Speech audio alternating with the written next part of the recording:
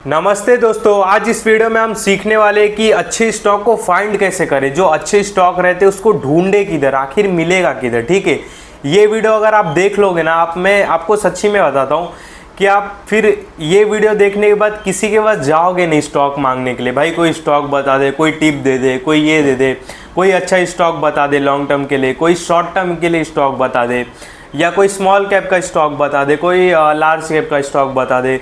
अभी mid cap में rally होने वाला है तो कोई मिड कैप का स्टॉक बता दे। ये सारी बातें आप मतलब किसी को नहीं बोलोगे, मतलब किसी से अब बोलने की ज़रूरत नहीं कि भाई कोई स्टॉक बता। ठीक है, ऐसा मैं आपको एक तरीका बताने वाला हूँ जिससे हम फाइंड करेंगे भाई अच्छे स्टॉक। यहाँ पे देखो, ज़्यादा कुछ बड़ा रॉकेट साइंस नहीं है। ठीक है, अब मैं आपको सिखा रहा हूँ कि कैसे स्टॉक फाइंड करें, तो इसका मतलब ये नहीं कि आप मेरे चैनल को देखो नहीं, आपको तो देखना पड़ेगा ही। ठीक है, तो जैसे कि देखो स्क्रीन मैंने खोला है, कोई भी आप डीमेट अकाउंट ले सकते हो। ठीक है, एकदम इजी तरीका है, वीडियो भी लॉन्ग नहीं होगी। और वो अच्छे स्टॉक लेने के बाद मतलब फाइंड करने के बाद आखिर उसके साथ करना क्या है वो भी बताऊंगा वीडियो में। ठीक है, यहाँ पे आ गए हम म्यूचुअल फंड। अब देखो अच्छे स्टॉक किसके पास मिलते हैं? म्यूचुअल फंड के पास मिलते हैं, क्योंकि म्यूचुअल फंड कंटिन्यू पैसा बनाते हैं। इस बात को ध्यान देना।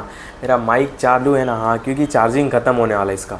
ठीक है, तो अच्छे स्टॉक किसके पास मिलते हैं? म्यूचुअल फंड के पास मिलते हैं। क्यों? क्योंकि वो कंटिन्यू पैसा बनाते हैं। वो कंटिन्यू पैसा क्यों बनाते हैं? क्योंकि उनके पास अच्छे स्टॉक रहते हैं। अभी देखो म्यूचुअल फंड भाई तिजोरी है पूरी, मतलब खजाना है। मैं आपको दिखाता हूँ ना, हम म्यूचुअल फंड में इन्वेस्टमेंट नहीं करते, पर म्यूचुअल फंड में से हम स्टॉक उठा के इन्वेस्टमेंट करते हैं। ठीक है, मैंने बहुत सारे स्टॉक शेयर किए, उसमें से 5-6 शेयर तो मैंने इसमें से उठाए, म्यूचुअल फंड से ही फाइंड किए मैंने। ठीक है, यहाँ पे अगर मान लो कोई शौकीन है स्मॉल कैप का स्टॉक, हाँ उसको स्मॉल कैप के स्टॉक पसंद है, म्यूचुअल फंड में आना है, सिंपल यहाँ पे स्मॉल कैप दिखेगा, स्मॉल कैप का म्यूचुअल फंड ढूंढना है। यहाँ पे बहुत सारे आपको म्यूचुअल फंड देखने के लिए मिल जाएंगे।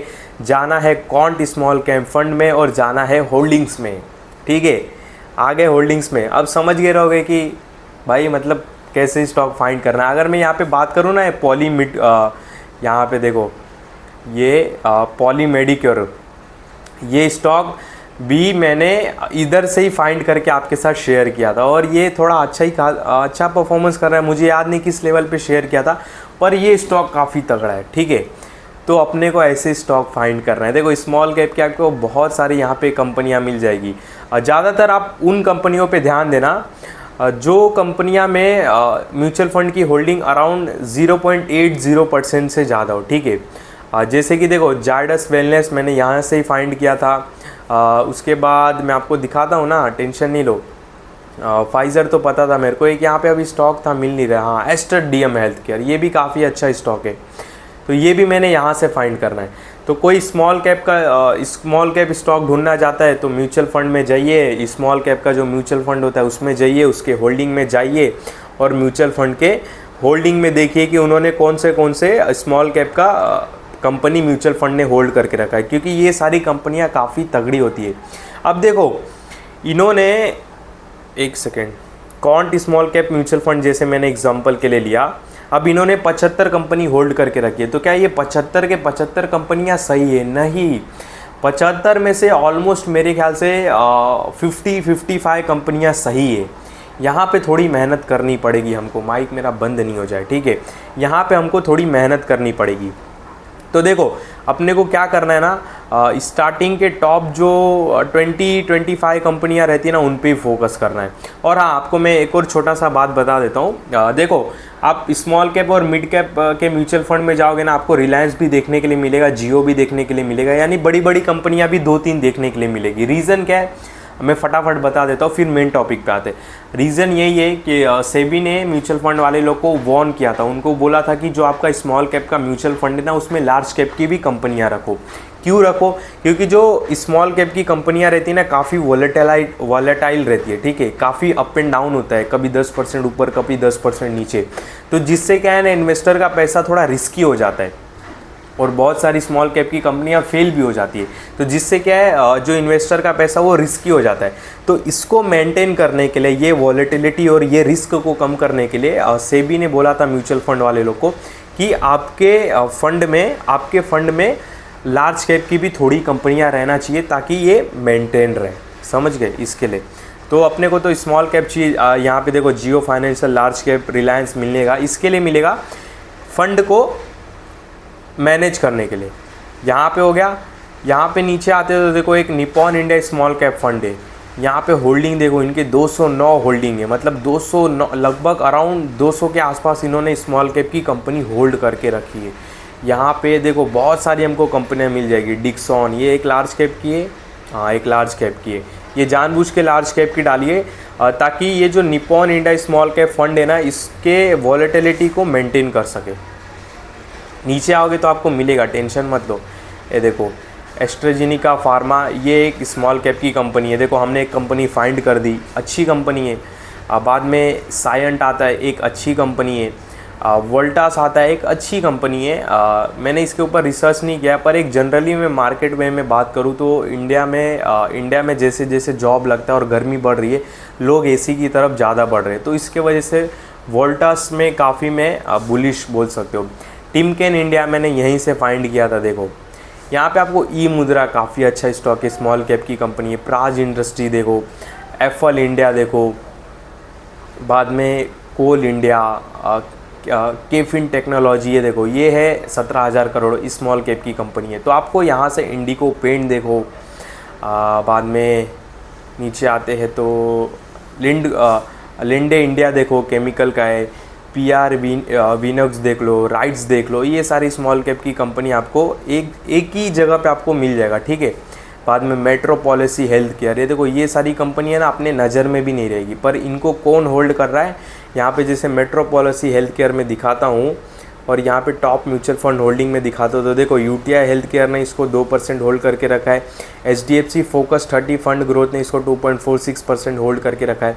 तो हम ऐसे कंपनियां फाइंड कर सकते हैं और किसी से हाथ फैलाने की ज़रूरत नहीं। ये तो हो गया फाइंड, अब आगे भी बढ़ते, मेन पॉइंट अभी बाकी। अभी देखो आपको अगर मिड कैप का चाहिए तो मिड कैप के म्यूचुअल फंड में जाओ और उनके होल्डिंग्स में जाओ, यहाँ पे आपको मिड कैप की भी कंपनियाँ मिल जाएगी, ठीक है। लार्ज कैप का आपको स्टॉक चाहिए तो लार्ज कैप का म्यूचुअल फंड में जाओ, होल्डिंग्स में जाओ, यहाँ पे आपको बड़े बड़े लार्ज कैप की एबीबी जैसे कंपनियाँ मिल जाएगी। अब ये तो बात हो गई कि हमको स्टॉक कैसे फाइंड करना है, म्यूचुअल फंड के होल्डिंग से हमको स्टॉक बाय करना है, ये बाय नहीं फाइंड करना है, ये तो हमने फाइंड कर लिया। अब नेक्स्ट क्या अभी करें, इसको खरीद ले तुरंत नहीं खरीदना है। वही तो बोल रहा हूँ ना, इन्होंने होल्डिंग 75 कंपनियाँ होल्डिंग की है, तो जिसमें से 5-6 तो बड़ी है और जिसमें से 5-6 बड़ी है तो अपन 5 निकाल देते, बची 70 कंपनियाँ। अब 70 स्मॉल कैप में से चलेगी केवल 50-40 ही, तो अपने को 50-40 आखिर फाइंड कैसे करें, यहाँ पे थोड़ी मेहनत लगेगी। मान लो एग्जांपल के लिए मैंने कौन सा स्टॉक लूँ, एस्टर डीएम हेल्थ केयर लेता हूँ। हमने एक स्टॉक ले लिया, ठीक है। अब ये क्या तुरंत बाय कर ले, नहीं, पहले इसको आपको बैलेंस शीट वगैरह रीड करना है, इसका बैलेंस शीट कैसा है, फंडामेंटल कैसा है, फर्स्ट आपका टारगेट तो वो रहना चाहिए, ठीक है। मैंने 2-3 वीडियो बना के बताया कि बैलेंस शीट वगैरह कंपनी का कैसे रीड किया जाता है, इस बात को ध्यान देना। तो जाके वो आप वीडियो देख सकते हो। अगर वो वीडियो आपको नहीं मिले तो कमेंट कर देना कि आपका बैलेंस शीट रीड वाला वीडियो कहाँ पे है, तो मैं अपने स्टॉक वॉच लिस्ट में उसको डाल दूँगा, ठीक है। नहीं तो मैंने एक और वॉच लिस्ट बना के रखा है इंडिकेटर का, तो उस इंडिकेटर में डाल दूँगा मैं, कोई दिक्कत नहीं है, ठीक है। तो देखो अपने को ये पहले हटा देता हूँ, स्टॉक फाइंड कर लिया अपन ने। अब अपने को इसमें कुछ समझ में आ रहा है कि नहीं आ रहा है। हाँ देखो इसमें अभी अपने को सपोर्ट और रेजिस्टेंस निकालना है, और सपोर्ट रेजिस्टेंस बहुत सिंपल सी बात होती है, आप किसी का भी यूट्यूब वीडियो देख के सीख सकते हो। सपोज़ देखो हमने स्टॉक फाइंड कर लिया एक एस्टर डीएम हेल्थ केयर, यहाँ पे हमको एक इसके हाई का सपोर्ट लगाना है, इसके लो का एक सपोर्ट लगाना है, ये देखो ये, ठीक है, ये हमने लगा दिया, और एक इसका हाई भी बना देना अपने को, ठीक है। ये हमारा हो गया सपोर्ट, देख रहे हो कितने परफेक्ट तरीके से बना है। स्टॉक का सपोर्ट है 403, स्टॉक का रेजिस्टेंस है 439 यानी कि 440। अगर 440 के ऊपर निकलता है तो फिर ये 550 के भी लेवल यानी कि जो इसका हाई है वो लेवल्स भी हमको दिखा सकता है। तो हमको इस तरह सपोर्ट और रेजिस्टेंस बनाना है और इसको वॉच लिस्ट में रखना है और देखना है हमारे सपोर्ट पे परफेक्ट स्टॉक काम कर रहा है कि नहीं, हमारे सपोर्ट से बाउंस बैक हो रहा है कि नहीं। और जब अगर हमारा सपोर्ट ब्रेक कर रहा है तो क्या निचले वाले सपोर्ट पे आके ये रुक रहा है कि नहीं स्टॉक, ये सारी बातें हमको करना है नेक्स्ट। ये 2 काम करना है तो आपको अच्छे स्टॉक आराम से मिल जाएंगे, ठीक है। यहाँ पे जैसे एग्जांपल के लिए मैं एक और स्टॉक लेता हूँ, मान लो कि ये बंधन स्मॉल कैप फंड में आता हूँ, इन्होंने 153 छोटी छोटी कंपनियाँ होल्ड करके रखी। चलो मैं RSE नहीं, ये तो एक लार्ज कैप की हो गई। मैं यहाँ पे एग्जांपल के लिए रेडिको खैतान पकड़ लूँ क्या? 28,000 करोड़ मार्केट कैप है, ठीक है, स्मॉल कैप की है। तो देखो सबसे पहले ना स्टॉक का चार्ट एनालिसिस करने से पहले इसमें मैं आपको सपोर्ट और रेजिस्टेंस बता रहा हूँ। सपोर्ट और रेजिस्टेंस स्टॉक पे बनाना क्यों इंपॉर्टेंट है मैं आपको बताता हूँ। इससे अपने को पता चलता है ना कि स्टॉक हमारा परफेक्ट सपोर्ट से रिवर्स हो रहा है कि नहीं, और अगर सपोर्ट ब्रेक कर रहा है तो नेक्स्ट सपोर्ट पे आके रुक रहा है कि नहीं। मतलब इससे ये पता चलता है कि स्टॉक परफेक्ट तरीके से काम कर रहा है चार्ट पे, मतलब इसमें कुछ झोल झाल नहीं है, ठीक है। क्योंकि बहुत सारी जो स्मॉल कैप की कंपनियां रहती हैं ना, अपर और लोअर सर्किट पे ही चलती है, आपको पता है, तो उसमें तो कुछ चार्ट लगा के मतलब नहीं है। पर अगर हम चार्ट लगाते हैं और हमारे परफेक्ट चार्ट के हिसाब से वो स्टॉक काम करता है तो समझ जाओ यहाँ तक तो कंपनी ठीक है। फिर हमारा नेक्स्ट काम रहेगा फंडामेंटल एनालिसिस करने का, ठीक है। वो वीडियो मैंने अपलोड किया, आपको चाहिए तो मैं अपने वॉच लिस्ट में ऐड कर दूंगा। तो देखो किसी भी स्टॉक में चार्ट एनालिसिस करने से पहले मैंने जैसे रेडिको खैतान ओपन कर लिया है, इसका एक पहले हाई बनाना है आपको, इसका हाई फाइंड करना है, ठीक है। ये हाई हो गया, पहले तो हाई फाइंड कर लो, पर ये हमारा हो गया हाई फाइंड, ठीक है, ये मैंने कर लिया। अब इसका सपोर्ट कैसे निकलेगा? जहाँ पे स्टॉक बार बार जहाँ से बाउंस बैक होता है वो हमारा सपोर्ट निकलेगा। ये देखो यहाँ से एक बार स्टॉक देख लो भाई, यहाँ से स्टॉक बाउंस बैक होकर ऊपर गया, फिर जब ऊपर से जब नीचे आया तो यहीं के आसपास इसने बाउंस बैक लिया, यानी कि इसका मतलब क्या है सॉरी वापस सुनो, यहाँ पे इसने सपोर्ट लिया, सपोर्ट लेने के बाद ऊपर गया, अब ऊपर आने के बाद वापस नीचे आया और यहीं से सपोर्ट लेके बाउंस बैक हो गया। इट मीन कि 1940 रेडिको खैतान का एक सपोर्ट निकल के आता है। अगर रेडिको खैतान में कुछ बड़ी मूवमेंट चाहिए तो 2333 के लेवल को क्रॉस करना इंपॉर्टेंट है। ऐसा आपने बहुत सारे टीवी में भी सुना रहेगा, बोलते रहेंगे कि इसमें कुछ बड़ी रैली देखने के लिए 2300 क्रॉस करना ज़रूरी है, 2400 क्रॉस करना ज़रूरी है। तो यही सारी देख के बताते, ठीक है, कि जैसे मैं अभी आपको बताया कि रेडिको खैतान में कुछ बड़ा होने के लिए इसका हाई तोड़ना इंपॉर्टेंट है, जो 2333 का, ये तोड़ेगा तो कुछ बड़ा मूवमेंट देखने के लिए मिलेगा, ठीक है। और मैं अगर इसमें सेल साइड पे रहूँगा तो मैं क्या बोलूँगा, स्टॉक अगर नीचे आएगा तो मैं बोलूँगा कि अगर रेडिको खैतान 1941 के लेवल्स को तोड़ता है तो इसका नेक्स्ट सपोर्ट क्या बन के आएगा हमारा, ये देखो ये, क्योंकि ये हमारा सपोर्ट क्यों बन जाएगा, क्योंकि यहाँ से स्टॉक ब्रेक होके नीचे आया और एक नेक्स्ट सपोर्ट ये भी बन जाएगा। तो मैं क्या बोलूँगा कि रेडिको खैतान अगर गिरते जाएगा तो मेरे वर्ड्स क्या रहेंगे कि रेडिको खैतान अगर 1941 को ब्रेक करता है तो नेक्स्ट ये 1870 के आसपास भी आ सकता है, यानी कि 1866 के आसपास आ सकता है। और अगर 1866 ब्रेक कर दिया तो फिर बाद में हमको ये 1600 1650 के भी लेवल्स दिखा सकते हैं। तो ऐसे हम वर्ड्स यूज़ करते ये सारे चार्ट देख के, ठीक है। तो पहले समझ गए ना, ओवरऑल बताऊंगा, टेंशन मत लो, ये इतना सारा बोलने के बाद ओवरऑल भी बताऊंगा।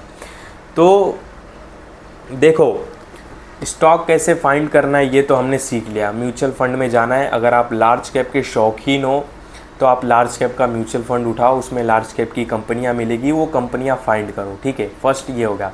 अगर आप मिड कैप के पसंदीदा हो, पसंद आता है तो मिड कैप के म्यूचुअल फंड में जाओ, उनकी होल्डिंग्स में जाओ, वहाँ पे आपको मिड कैप के 200-100 कंपनियाँ मिल जाएगी, ठीक है। ये सारी कंपनियाँ ना अच्छी रहती है, चलती है, क्योंकि भाई म्यूचुअल फंड ने होल्ड करके रखा है। और म्यूचुअल फंड 2-3 महीने के लिए नहीं होल्ड करते, ये कंपनी को 2-2 साल के लिए करते, ठीक है। अगर स्मॉल कैप का चाहिए तो आपको स्मॉल कैप के म्यूचुअल फंड में जाना है, स्मॉल कैप की कंपनियाँ फाइंड करना है, ठीक है। अब मान लो कि हमने कोई स्मॉल कैप का म्यूचुअल फंड लिया, ओवरऑल बता रहा हूँ अभी, हाँ, स्मॉल कैप का म्यूचुअल फंड लिया, उसमें से 100 कंपनियाँ उसने होल्ड करके रखी है, अपने को 2-3 स्टॉक फाइंड करना है। 2 भी किया तो भी चलेगा, 2 को स्टॉक फाइंड कर लिया, यहाँ तक हो गया, 2 हमने फाइंड कर लिया, किसी से कुछ बोले नहीं, किसी से कुछ मांगे नहीं, खुद से किया, सारी बातें खुद से की, ठीक है। 2 स्टॉक फाइंड करने के बाद अपने को उसमें लगाना है सपोर्ट रजिस्टेंस, मिनिमम 1 महीना उसको रखना है अपने वॉच लिस्ट में। अगर 1 महीने का पेशेंस नहीं है तो 20 दिन तो अपने वॉच लिस्ट में रखो। दोनों फाइंड करने के बाद एक लगाओ सपोर्ट, एक लगाओ रजिस्टेंस। पहले बना दो उसका हाई, सबसे पहले हाई बना दो, हाई बनाने के बाद सपोर्ट बना दो, रजिस्टेंस बना दो, जो भी उसका बनता है सपोर्ट रजिस्टेंस, जैसे मैंने बनाया। अगर सपोर्ट रेजिस्टेंस नहीं लगाने आता, आप नॉर्मल किसी की भी वीडियो जाके देख लो, आपको बता देंगे सपोर्ट रेजिस्टेंस। और हाँ, आपको चार्ट 1 डे का लगाना है, चार्ट 1 डे का लगा दो और उसमें सपोर्ट रेजिस्टेंस लगा दो और देखो कि परफेक्ट स्टॉक हमारे सपोर्ट पे आ रहा है क्या, सपोर्ट पे आने के बाद बाउंस बैक हो रहा है क्या, और सपोर्ट जब ब्रेक कर रहा है तो क्या नेक्स्ट सपोर्ट पे रुक रहा है क्या। जब ये सारी बातें ठीक रहेगी ना, तो यहाँ तक तो हम सारी ठीक है, यहाँ कुछ नहीं दिक्कत है। और ये सारी बात जब हम स्टॉक फाइंड करते हैं ना, उसके पहले फंडामेंटल भी थोड़ा एनालिसिस कर लो। और हाँ, ये सारी बात करने के बाद फिर फंडामेंटल एनालिसिस करो, ठीक है। जाओ स्टॉक का फंडामेंटल देखो, आरओसी देखो 20-15 के ऊपर है कि नहीं, आरओई देखो 10-15 के ऊपर है कि नहीं, कर्जा तो ज़्यादा नहीं है ना, मार्केट कैप क्या पता 5,000 करोड़ है, कर्जा इनके ऊपर 10,000 करोड़ है, ऐसा तो कुछ नहीं है, ये देखो। उसके बाद आरओसी आरओई हो गया, डेप्ट देखो कितना है, फिर देखो net profit continue year on year देखो नेट प्रॉफिट कंटिन्यू बढ़ रहा है कि नहीं। उसके बाद रिजर्व देखो कितना है, सपोज एग्जांपल के लिए ऐसा तो नहीं है ना कि इनके पास क्या बोलते 50 करोड़ का कर्जा है और इनके पास रिजर्व 25 करोड़ का है, ठीक है, ऐसा तो नहीं है ना। ये भी देखो कंपनी में अगर मैं अटक गया, अगर ऐसा देखो कि कंपनी के पास 1000 करोड़ का रिजर्व है तो कर्जा उससे कम होना चाहिए। ऐसा नहीं कि कंपनी के पास कर्जा 1000 करोड़ का है और रिजर्व 50-100 करोड़ का है, ऐसा नहीं होना चाहिए, ठीक है, उल्टा होना चाहिए। रिजर्व ज़्यादा होना चाहिए, कर्जा कम होना चाहिए। ये देखो इन्वेस्टमेंट भी करके रखा है क्या, तो अच्छी बात है, करके रखा है तो वो देखो। प्रमोटर्स की होल्डिंग देखो, एफआईस की होल्डिंग देखो, डीआईस की होल्डिंग देखो, और उसमें पब्लिक की होल्डिंग कितनी है वो भी देखो। क्या पब्लिक की होल्डिंग 30% से ज़्यादा है तो अवॉइड कर दो थोड़ा, ठीक है। ये सारी बातें करो, बेसिक बातें। और जब आप ये म्यूचुअल फंड की सारी म्यूचुअल फंड में के होल्डिंग्स में जाके जो स्टॉक फाइंड करोगे ना, आपको सारे लगभग अच्छे स्टॉक मिलेंगे। जो मैंने क्राइटेरिया बताया ना, ये स्टॉक में होना चाहिए, वो सारे क्राइटेरिया आपको मिल ही जाएंगे। आप एक बार कोशिश करके देखो, ठीक है। और ये सारी बातें करने के बाद तुरंत लपकना नहीं है स्टॉक को भाई, याद रखना। 20 दिन अपने वॉच लिस्ट में रखो, सपोर्ट और रेजिस्टेंस बनाओ। ये तो हो गया हमारा पार्ट वन। और पार्ट 2 में हम सीखेंगे इससे भी एडवांस तरीका स्टॉक को फाइंड करने का। ये तो एक बेसिक बता दिया मैंने, मतलब ये तो बहुत लोगों को एक्चुअली नहीं पता रहता है। ये तो एक बेसिक हो गया, मेरे नज़रिए में तो एक बेसिक हो गया। अब नेक्स्ट वीडियो में जब भी मुझे टाइम मिलेगा 2-4-5 दिन में, मैं सिखाऊंगा उसमें एकदम हाई लेवल का तरीका, एकदम स्टॉक को कैसे फाइंड करें। मतलब वो ऐसे स्टॉक रहेंगे ना, वो तरीका ऐसा रहेगा ना, मतलब फाइंड करने का कि भाई उसमें मतलब लॉस नहीं होगा कभी, वो स्टॉक में लॉस ही नहीं होगा, उन सारे स्टॉक में कभी लॉस नहीं होगा। ऐसा एक तरीका भी बताऊंगा मैं, अभी नहीं, थोड़ा व्यूज़ वगैरह बढ़ेंगे ना मेरे लोग बढ़ेंगे तो थोड़ा मेरे को और बताने में मज़ा आएगा, ठीक है। तो नेक्स्ट वीडियो हमारा उस पर रहेगा। और हाई तरीका कौन सा स्टॉक को फाइंड करने का जिसमें हमको लॉस होने के चांसेस 1% भी ना हो, समझ रहे हो, ऐसा, ठीक है। इस वीडियो में कोई भी बाय सेल का कॉल नहीं, ध्यान देना। जो भी अभी मैंने आपको बातें बताई केवल समझाने के लिए बताई, बाकी मेरे किसी भी वीडियो में बाय सेल का कॉल नहीं रहता, इस बात का ध्यान देना। जो भी अभी मैंने आपको बातें बताई केवल एजुकेशनल पर्पस के हिसाब से बताया, बाकी मैं कोई सेबी रजिस्टर एडवाइज़र भी नहीं हूँ, इस बात का ध्यान देना। जो भी बाय सेल का कॉल लेना रहता है एक सेबी रजिस्टर एडवाइज़र से लेना होता है।